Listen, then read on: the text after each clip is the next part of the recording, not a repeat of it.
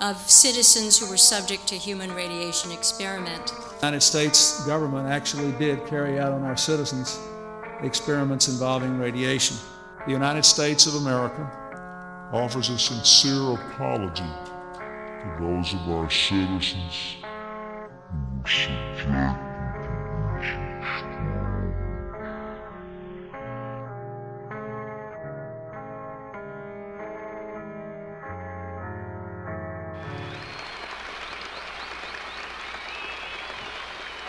Imagine that the year is 1963, a time of optimism and discovery.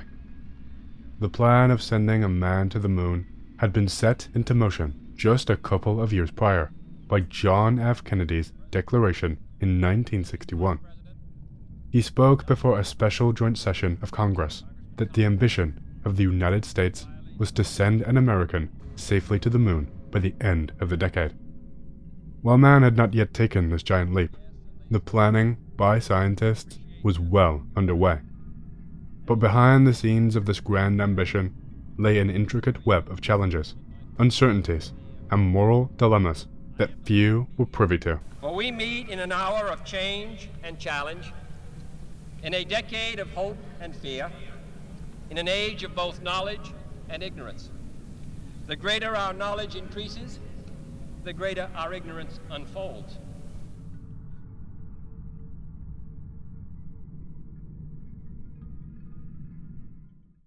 In the pursuit of conquering space, scientists were grappled with a haunting question that the overall success of the space mission would hinge on.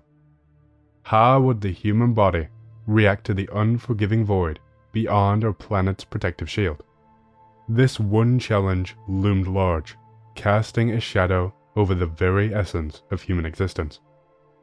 Picture the Earth as a sanctuary, shielded by its magnetosphere and atmosphere from the cosmic onslaught of radiation. But venture beyond our world, and this fortress dissolves, leaving exposed the fragile flesh of explorers. One of the challenges most concerning to the US and the scientists working on Apollo 11 was the effect of radiation on the human body. On planet Earth, our magnetosphere and atmosphere protect us from a large amount of incoming solar radiation and cosmic radiation, which can cause a catastrophic amount of damage to the human body and DNA. The moon, of course, does not have an atmosphere or a magnetosphere, and so humans in outer space or on the moon will be provided with no protection from this harmful radiation, and the astronauts would have to be given their own form of protection in order to avoid sickness, injury, or even death. They would also have to consider the exposure of the body to low gravity and how it could affect the bones and muscle mass of the daring voyagers who sought to complete this odyssey and who would go on to spend an entire 8 days and 14 hours away from planet Earth. The US scientists were not just interested on the effect of radiation on the human body, however. They were interested in the effect on something much more specific: the effect on the gonads of the Apollo 11 astronauts. You heard that right. The US was so concerned about this, they were willing to go to great lengths to discover the negative side effects, even going as far as performing unethical human experimentations on unwitting prisoners. Let's explore the facts. For 400,000 veterans, their biggest threat was not on the battlefield, it was from their own government. After World War II, the government tested the effects of radiation from nuclear explosions. They used ships, they used animals, And they used people. Before we talk about the prison experiments performed on prisoners' gonads, I think it's vital that I show you just how broad these experiments conducted by the US were. It was not simply a case of them conducting experiments on the evil of society. The US went so much further just to reach their goals. Between the years of 1944 and 1974, 3 different US agencies, the Atomic Energy Commission, the Department of Defense, and the National Institute of Health, conducted a total of more than 4,000 secret radiation experiments on US citizens including women and children. These agencies performed experiments in places such as hospitals in the states of New York, Tennessee, Chicago, and California, just to name a few. These subjects were filled with various different types of radioactive substances as the US sought to further their understanding on the effects of radiation. It is reported that 18 different subjects were injected with plutonium, 6 were injected with uranium, 5 were injected with polonium, and 1 single subject was injected with americium. The United States agencies were not at all concerned with their citizens' well-being, and even went on to perform tests on unwitting pregnant women. Sound familiar? A report was released in 1986 by the U.S. House Committee on Energy and Commerce, which they entitled American Nuclear Guinea Pigs: 3 Decades of Radiation Experiments on U.S. Citizens. This report goes on to detail every gruesome thing that these agencies did. One of the experiments performed by these agencies were tests involving radiation on both pregnant women and infants. In 1945, researchers at the Vanderbilt University performed tests on a total of 829 different pregnant women under the guise of improving their nutrition. The researchers prescribed them what they called vitamin drinks, but in actuality, they contained a dosage of radioactive iron. The researchers wanted to test how fast the radioisotope would pass into the women's placentas. The poor, unaware mothers went on to experience things such as tooth loss, anemia, hair loss, and even, in some cases, cancer. It is reported that at least 4 of the children who were born to the mothers experimented on in this way died from a cancer of some form, one of which being leukemia. The inhumane testing does not stop there. Far from it. In another set of tests, in the year 1953, the Atomic Energy Commission shifted their tests to another subject. They decided that they wanted to start testing on infants, more specifically, newborns, some actually being less than 36 hours old at the time of the tests being performed. They began testing the effects of radioactive iodine on both newborns and pregnant women. One study gave 25 newborns who only weighed between 5.5 and 8.5 pounds iodine-131, either by injection or through the mouth. The researchers would then measure the amount of iodine in their thyroid glands. In another study, at the University of Iowa, researchers gave iodine-131 to pregnant women in order to determine whether the radioactive iodine would cross the placental barrier and what kind of effect would be had on the fetus. At the University of Nebraska College of Medicine, researchers fed iodine-131 to 28 healthy babies through a gastric tube so that they could gauge the amount of the iodine that would be present in the infant's thyroid glands. These involuntary experiments did not just target defenseless women and children. A man by the name of Albert Stevens, dubbed the most radioactive human ever, was subjected to an experiment at the UC San Francisco Medical Center in 1945. Stevens had received a diagnosis of stomach cancer at that same medical center. On May the 14th, overseen by a former Manhattan Project doctor by the name of Joseph Gilbert, Stevens was injected with 2 isotopes of plutonium, Pu-238 and Pu-239. This was done without the knowledge of either Stevens or his family. Chief of Radiology Earl Miller attempted to justify his actions, saying that Stevens was doomed to die and that this was the basis for choosing him for the study. The shocking truth? Stevens never actually had cancer. He was actually misdiagnosed with terminal cancer when he actually had a gastric ulcer. Whether this was accidental or purposeful is unknown. Stevens was injected with a mixture of plutonium isotopes and was said to have been injected with many times the so-called lethal textbook dose of plutonium by Earl Miller. Miller denied repeatedly that he had done this. While at the hospital, both a radiologist and a surgical consultant concluded that Stevens probably had cancer, but suggested a gastroscopy be done to confirm the diagnosis. This had never been done. Prior to Stevens' trip to the hospital, a local physician suspected Albert had a malignant ulcer that had spread to the liver and advised him to consult specialists at the University of California Hospital. Stevens' surgeons apparently found a huge ulcerating mass that had grown into his spleen and liver. Half of the left lobe of the liver, the entire spleen, most of the ninth rib, lymph nodes, and part of the pancreas were taken out to help prevent the spread of cancer that Stevens did not even have. When Stevens later died in 1975, his cremated remains were acquired secretly by the Argonne National Laboratory Center for Human Radiobiology at the Washington State University.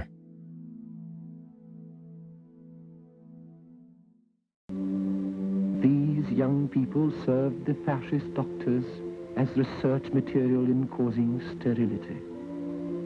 Within these walls are 4,000 men who are the living dead.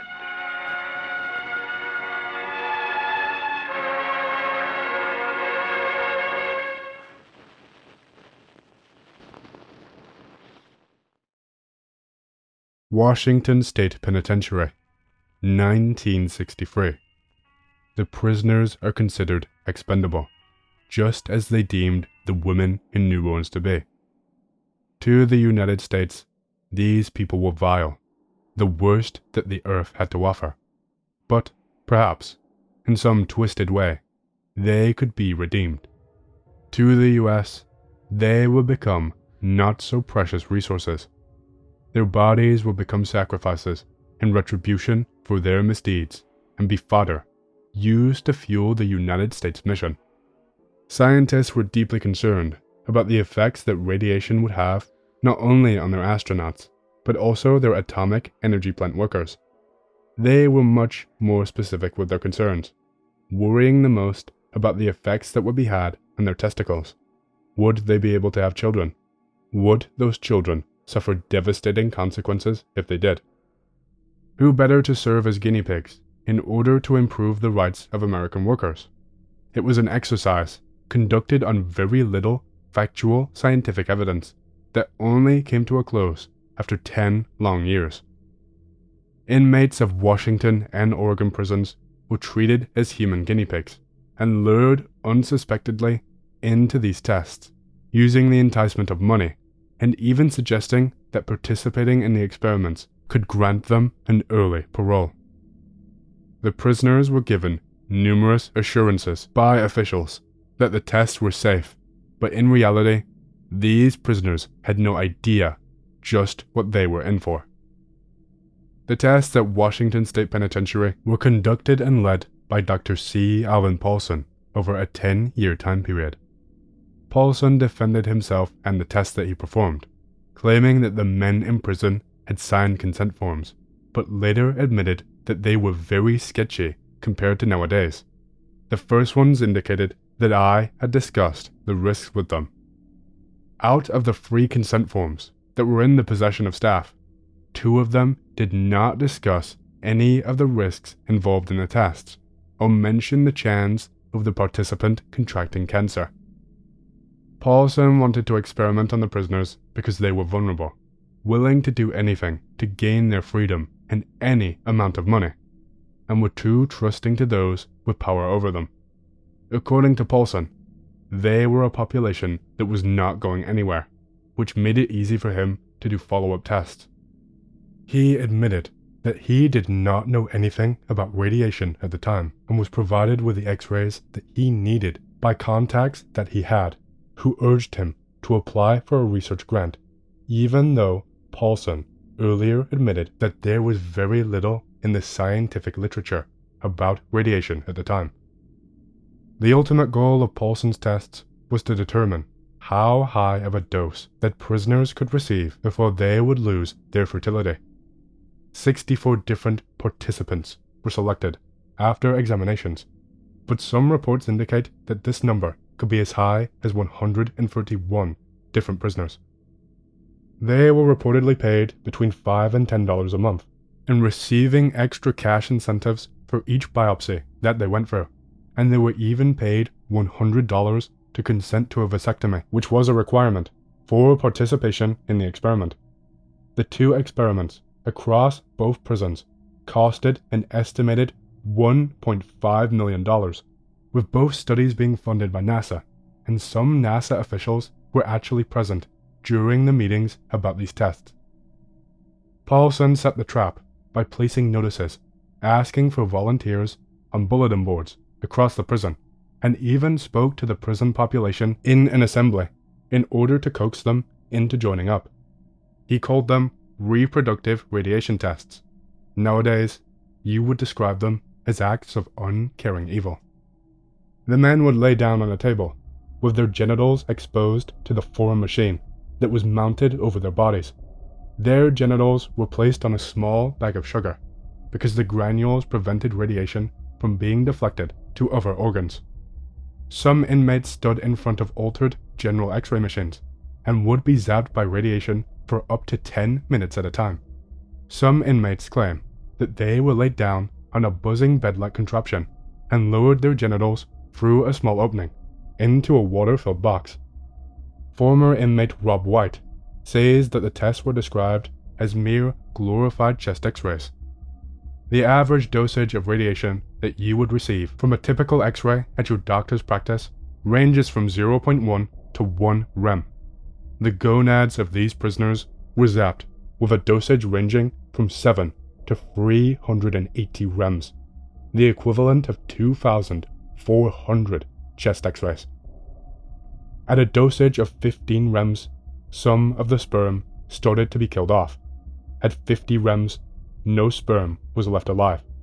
At a total of 380 rems, it took a recovery period of 500 days in total in order for full fertility to be recovered by the prisoners. This was longer than it would take for a dog to recover. We discovered that men were sensitive to short-term sterility, Paulson said. A committee reviewed Paulson's work and debated whether the prisoners were true volunteers, or, as said by Mark McDermott, who was on this same committee, the question was, could there really be any truly informed consent, or were these people just so bored that they would take any opportunity? In the years following these catastrophic experiments, the subjects began to experience the consequences of Paulson's disregard for the well-being of human lives. One subject, named John Henry Atkinson, said that he was never told of the possibility of him contracting cancer and being at a higher risk of testicular cancer due to the radiation tests performed upon him. Other subjects in 1976 said that they were also not warned of the risk and were met with a dismissive answer when asking Dr. Carl Heller, who was working closely with NASA to provide them data on these experiments in his own parallel experiments in Oregon State Prison. Dr. Heller responded to the subject when asked about bad effects that the chances of any negative consequences would be 1 in a million. In 1976, and again in the year 2000, the prisoners who participated in these experiments enacted a class action lawsuit in the pursuit of compensation for their suffering.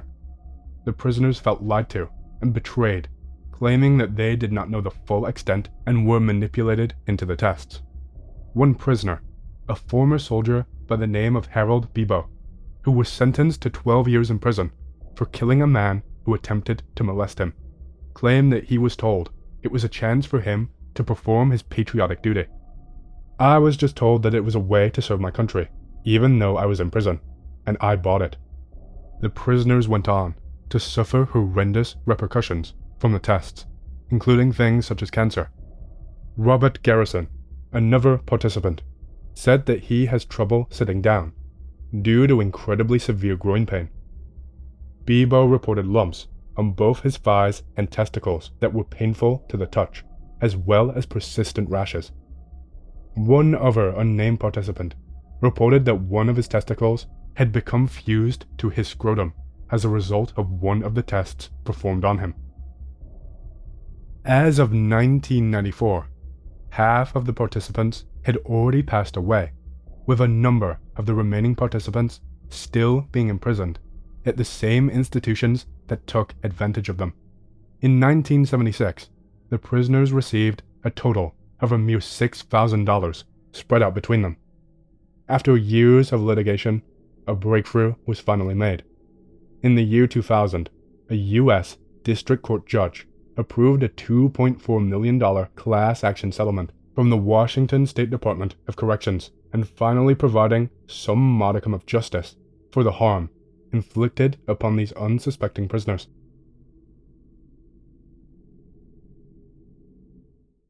And so, this is how a man was put on the moon, with blood, sweat, and sore testicles. Okay, nah, that last line's just to fuck with you. Well, friends, this brings me to the end of the discussion about the testicles of these prisoners. Thank God. The extent of the radiation experiments performed by the US from the 1940s until the 1970s was vast and includes so many unknown, horrific things. Tests on US soldiers, the tests on infants, as previously mentioned, even going as far as to steal bodies from graveyards in order to use them for radiation testing, without the families of the deceased knowing about it. The nuclear tests performed on the Marshall Islands, which has left a large part of it an uninhabitable death trap, is included in the scope of their testing. I made a short video back on my main channel about the Marshall Islands. It's only about 4 minutes, but I'll leave a link in the description below. So far, 3 out of my 4 videos on this channel have all been interlinked. The Unit 731 testing, which was then acquired by the United States and used by themselves to perform their own radiation tests, before moving on to using this information gathered for the infamous Project MKUltra. So many hidden elements, so many moving parts lurking in the shadows.